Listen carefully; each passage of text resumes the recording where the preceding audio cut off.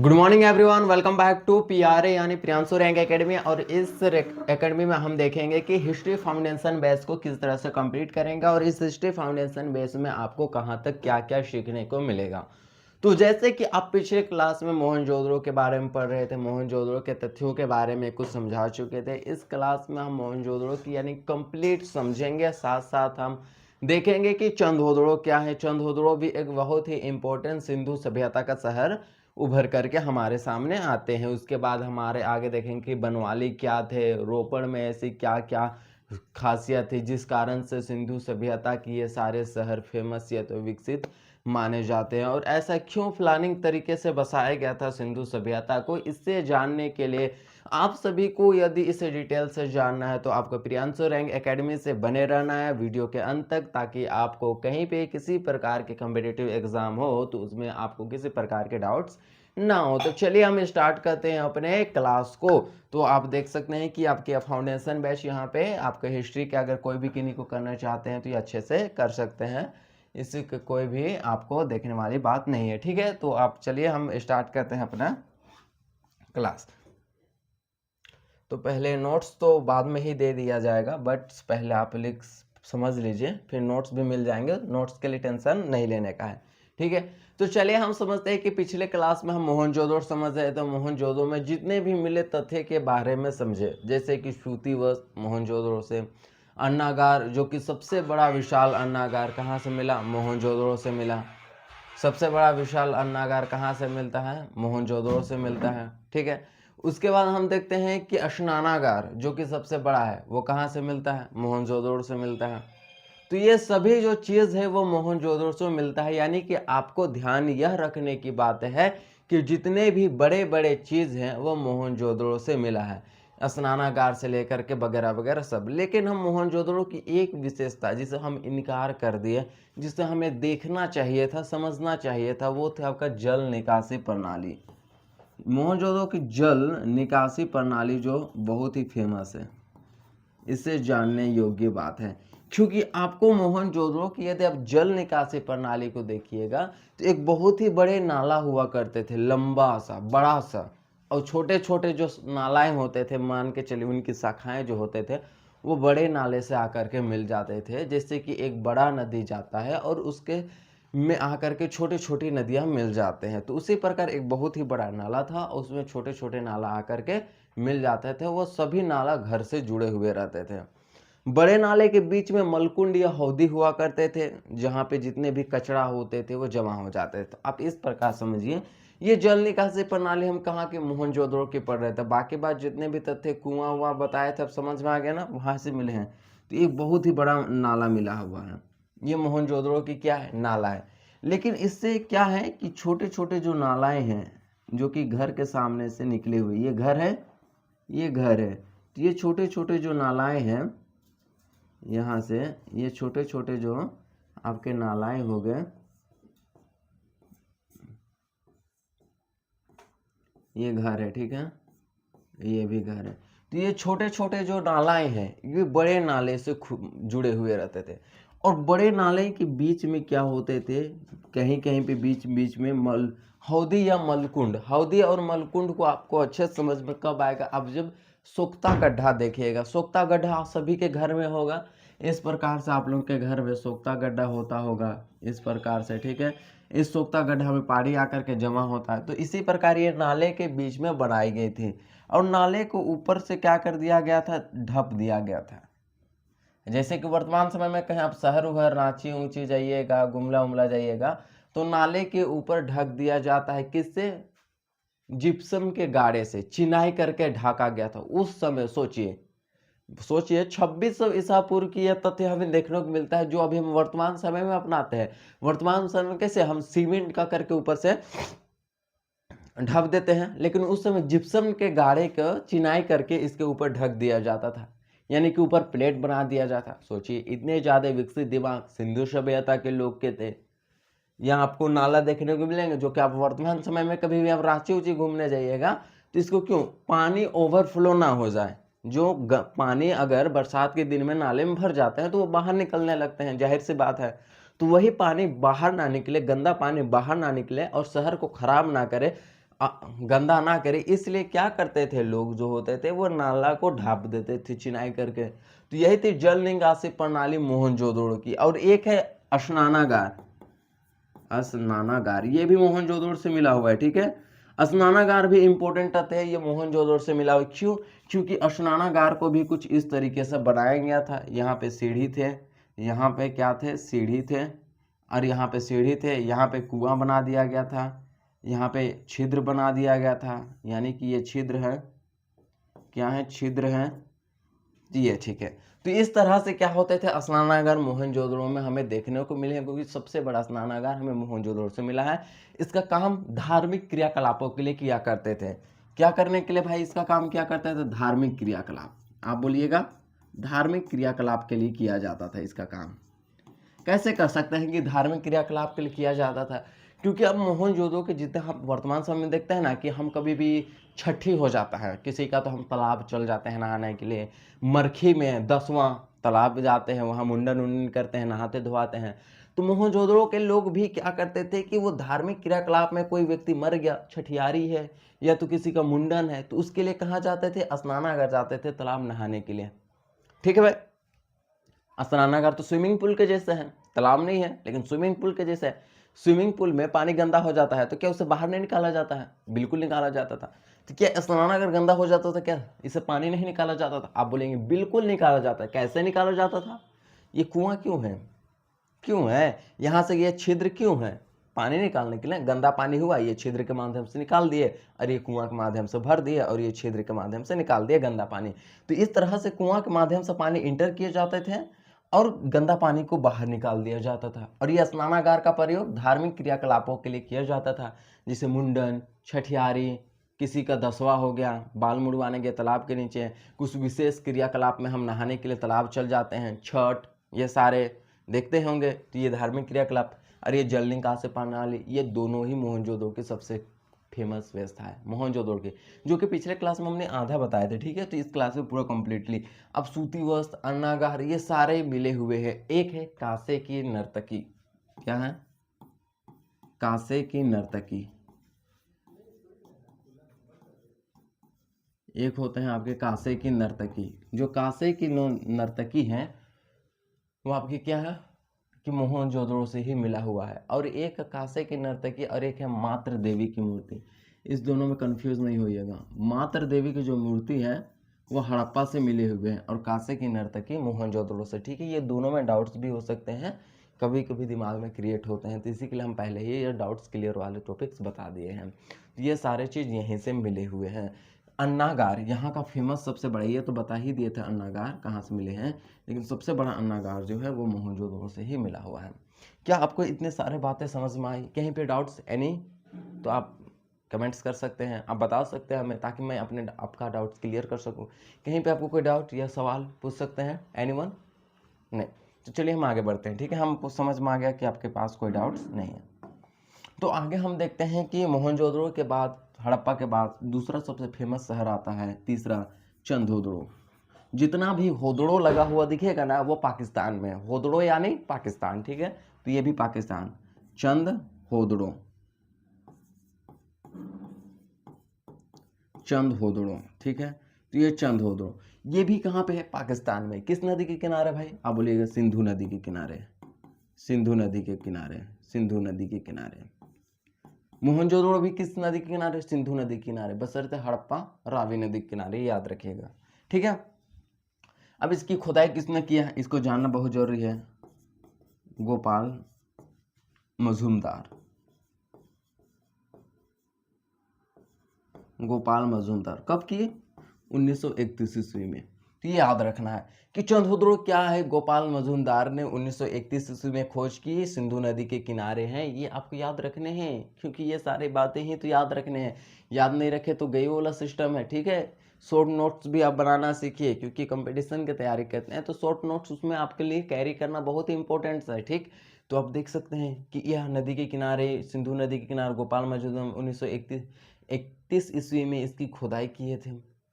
अब देखते हैं कि जब गोपाल मजूमदार ने सिंधु सभ्यता की चंदोदड़ो शहर की खुदाई की तो उन्हें क्या क्या मिले। तो वो खुदाई तो की, लेकिन यहाँ सारे चंदोदड़ो में मेकअप वाला सामान मिले, मेकअप यानी लड़कियों के सामान, जैसे कि लिपस्टिक, कहाँ पे, चंदोदड़ों में लिपस्टिक, मन का, सूती वस्त्र, चंदोदड़ों में मिला हुआ है, आईना, दर्पण जिसे हम कहेंगे हिंदी से आईना, चंदोदड़ से, सुई धागा, चंदोदड़ों से, अलंकृत ईंटें, चंदोदड़ों से, लिपस्टिक, चंदोदड़ों से। फिर आप देखिएगा कि गुड़िया, गुड़िया जो है वो चंदोदड़ों से मिला हुआ है। यानी कि जितने भी महिलाओं वाले सामान है वो चंदोदड़ों से, यानी कि महिलाओं का बाजार कौन था, चंदोदड़ों। जिससे कि यह दर्शाता है, इतने सारे चीज़ मिले हुए हैं तो यह दर्शाता है कि चंदोदड़ों एक कैसा शहर था, एक औद्योगिक शहर था। आप बोलिए, जहाँ पे लिपस्टिक, आईना, दर्पण, गुड़िया, सुई धागा, सूता, अलंकृत ईंटें के साथ साथ क्या है कि बिल्ली को पीछा करता हुआ कुत्ता का चाम मिला है। साथ ही साथ इसकी एक प्रमुख विशेषताएं हैं चंदोदड़ों की, जो कि ये एक दुर्ग रहित है। क्या है, दुर्ग रहित, ये पूछे जाते हैं। ठीक है, दुर्ग रहित का मतलब है कि चंदोदड़ों का ये घेराव नहीं किया गया था। ठीक है, तो ये दुर्ग रहित है। तो ये सारे मिलने के कारण इसे हम क्या, चंदोदड़ों को हम कैसा शहर मानते हैं, एक औद्योगिक शहर मानते हैं। क्या क्या यहाँ पे मिले हुए हैं आपको हम बता दें तो नंबर 1 में लिपस्टिक, लिपस्टिक हो गए। नंबर 2 में गुड़िया हो गए, गुड़िया सभी को गुड़िया हो गए। नंबर 3 हम दे सकते हैं कि लिपस्टिक, गुड़िया, सुई धागा, सुई धागा हो गया सिलने के लिए। ठीक है। 4 में हम देख सकते हैं मनका, मनका भी आपको यहीं से देखने को मिलेंगे। दर्पण, दर्पण भी आपको यहाँ देखने को मिलेंगे। सूती वस्त्र, सूती वस्त्र भी यहाँ पे देखने को मिलते हैं। सूती वस्त्र, दर्पण, ये सारे इत्यादि यहीं से मिले हुए हैं। एक है अलंकृत ईंट, अलंकृत ईंट यानी कि पका हुआ। ठीक है, तो अलंकृत ईंट का मतलब पका हुआ, अलंकृत ईंट यही देखने को मिले हैं। उसके बाद यहाँ पे आप एक सबसे फेमस देखिएगा कि ये एक दुर्ग रहित है, अलंकृत ईंट मिले हुए हैं, कुछ बिल्ली का पीछा करता हुआ, बिल्ली का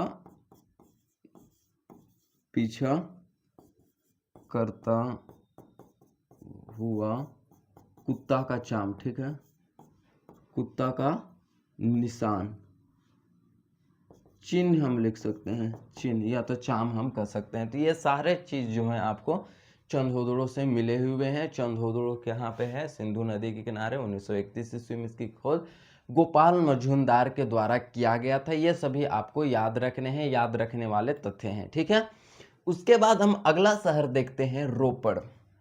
रोपड़ के भी बहुत इंपॉर्टेंट है, क्योंकि रोपड़ की सबसे प्रमुख विशेषता क्या है कि रोपड़ में मानव के साथ साथ उनके पालतू जानवरों को भी दफनाया गया है। आपको ठीक इसी प्रकार हमें नौपसान में, बुर्ज होम में देखने को मिलते हैं। नौपसान काल में बुर्ज होम में भी मानव के साथ पालतू जानवरों को दफनाया गया था। हम देखते हैं रोपड़। रोपड़ जो है, रोपड़ को नदी उदी नहीं, इसका खुदाई करता पूछा जाता है, इसी के लिए आपको उतना याद नहीं रखना है। ठीक है, तो रोपड़ में एक विशेषता क्या है, मानव के साथ, मानव के साथ पालतू जानवर, पालतू जानवर, मानव के साथ क्या किया गया है, रोपड़ में पालतू जानवर को भी दफनाया गया है। यह साक्ष्य हमें कहाँ से मिलते हैं, रोपड़ से मिलते हैं। रोपड़ याद रखिएगा, रोपड़ जो है वो पंजाब में स्थित है, पंजाब में स्थित है। ठीक है, तो ये स्टेट याद रखना बहुत जरूरी है। तो पंजाब में स्थित। ठीक इसी प्रकार नौपाषाण काल, नौपाषाण काल में आपको देखने को मिलेगा, नौपाषाण काल में देखने को मिलेगा बुर्ज होम में। नौपाषाण काल में एक ऐसा ही तथ्य हमको बुर्ज होम में मानव के साथ पालतू जानवर को भी हम यहाँ पे पालतू जानवर, जानवर लिख दे। ठीक है, पालतू जानवर को देखने को मिला था। वो कहाँ पे, बुर्ज होम, बुर्ज होम, बुर्ज होम। लेकिन ये कहाँ पे थे, बुर्ज होम जो थे KS, ठीक है, KS जम्मू कश्मीर में थे। बुर्ज होम जो थे कश्मीर में थे, जम्मू कश्मीर में थे। ये नौपाषाण काल के तथ्य हैं। जो कि कब देखने को मिले थे? नवपाषाण काल में बुर्जों में मानव के साथ पालतू जानवर को दफनाए को मिला था। लेकिन ये आदि ऐतिहासिक काल यानी कि 2600 ईसा पूर्व की बात है। 2600 ईसा पूर्व की बात है, सिंधु सभ्यता की बात है। सिंधु सभ्यता एक फेमस शहर रोपड़ की बात है। यहाँ पे भी मानव के साथ पालतू जानवर को दफनाने को देखने को मिला है। आपको ये सारे याद रखना है, ठीक है। उसके बाद हम देखते हैं एक फेमस शहर जिसका नाम है बनवाली। बनवाली बनवाली बनवाली तो बनवाली कहाँ पे है भाई? हरियाणा में है। स्टेट याद रखते जाइएगा, ठीक है। एक क्लास लिखा आपको लेंगे जिसमें पूरे शहर के, सिंधु सभ्यता को पढ़ाने के बाद एक क्लास लेंगे जिसमें पूरे शहर के कहाँ कहाँ पे है सिंधु सभ्यता के शहर, वो हम मैप के माध्यम से समझेंगे। जिसमें से हम सबसे पहले हम समझ लेते हैं बनवाली।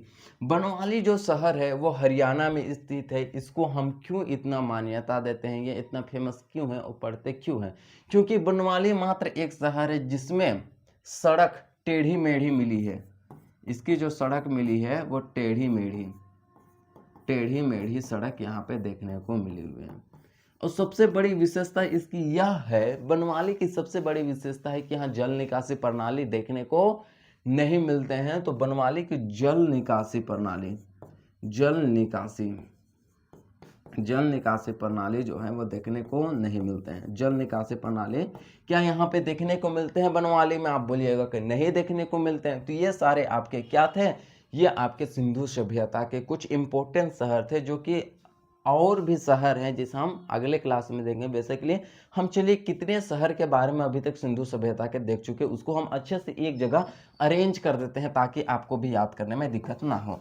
सबसे पहला तो शहर हमने देखा सिंधु सभ्यता क्या है, उसके बारे में हम समझे। सबसे पहले हम सिंधु सभ्यता पढ़ रहे, ठीक है। सिंधु सभ्यता क्या है वो हम समझे। सिंधु सभ्यता जिसे हड़प्पा सभ्यता भी कहते हैं, ये समझे। हम देखते हैं कि सिंधु सभ्यता के प्रत्येक शहर के बारे में देखें, जिसमें से हड़प्पा हमने पहला देखा। हड़प्पा की खुदाई किसने किया था? हड़प्पा की खुदाई करने वाले कौन थे? दयाराम साहनी थे। कौन थे भाई साहब? दयाराम साहनी थे। कब किया था भाई? तो इसको आप बोलिएगा 1921 ईस्वी में। ये डेट्स पूछे जाते हैं। किस नदी के किनारे है? तो रावी नदी के किनारे। ये रावी नदी के किनारे हैं। ये सारे इतने चीज आपको याद रखने हैं क्योंकि ये पूछे जाते हैं। बाकी बात हड़प्पा से क्या क्या सामान मिले आपको उसे याद रखना है। रावी नदी के किनारे। उसके बाद हमने देखा मोहनजोदड़ो,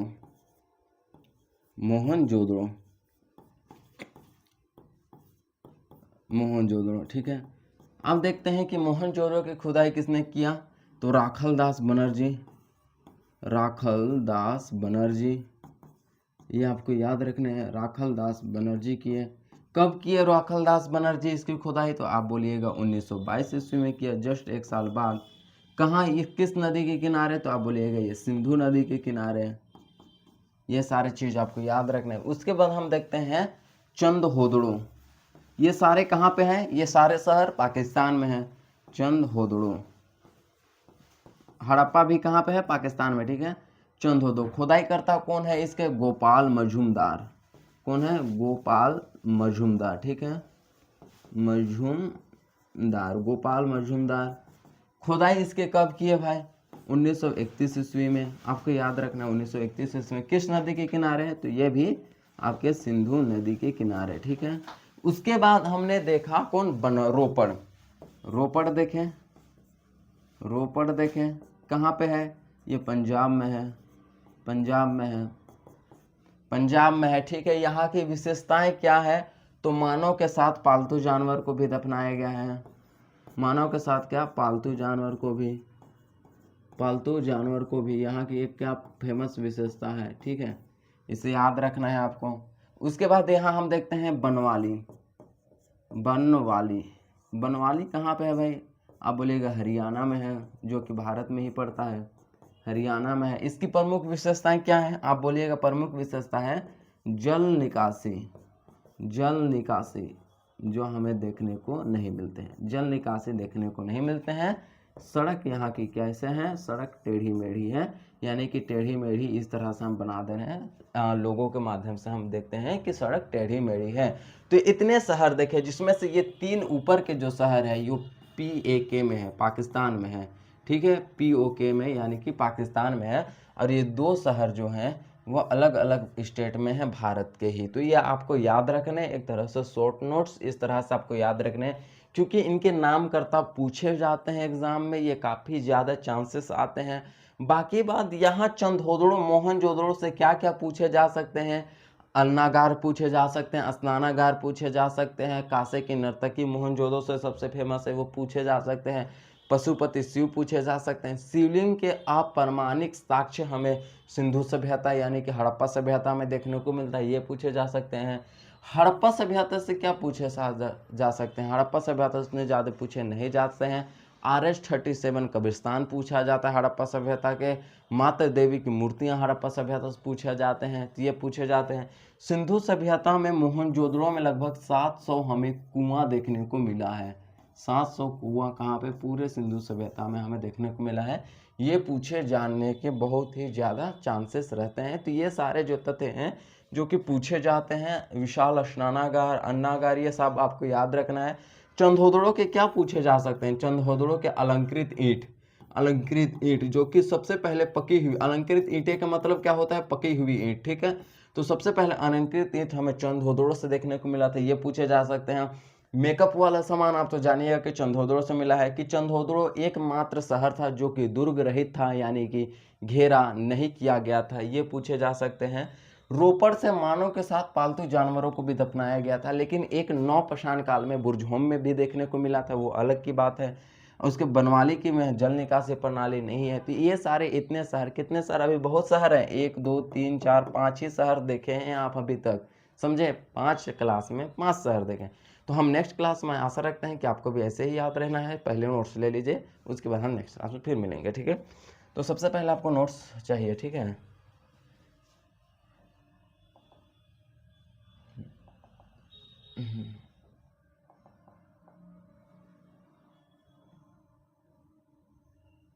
तो चलिए हम आपको नोट्स देना।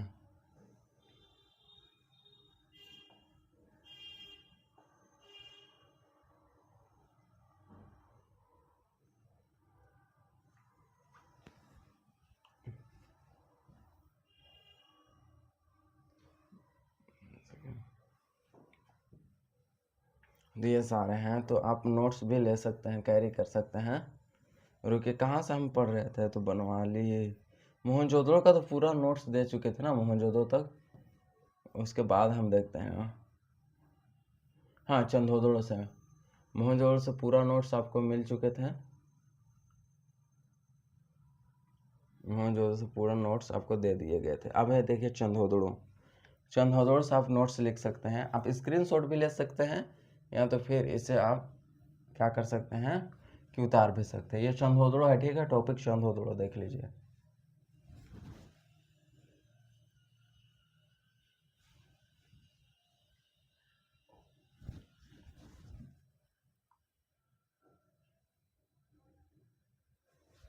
उसके बाद आपको रोपड़ देखने को मिलेगा,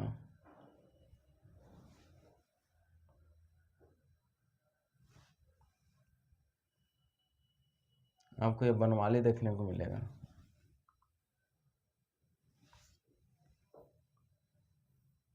रोपण बनवाली, हाँ बस इतने ही तक बताए थे। तो आई होप आपको बहुत ही अच्छे तरीके से समझ में आए होंगे। तो हम नेक्स्ट क्लास में फिर मिलते हैं, धन्यवाद।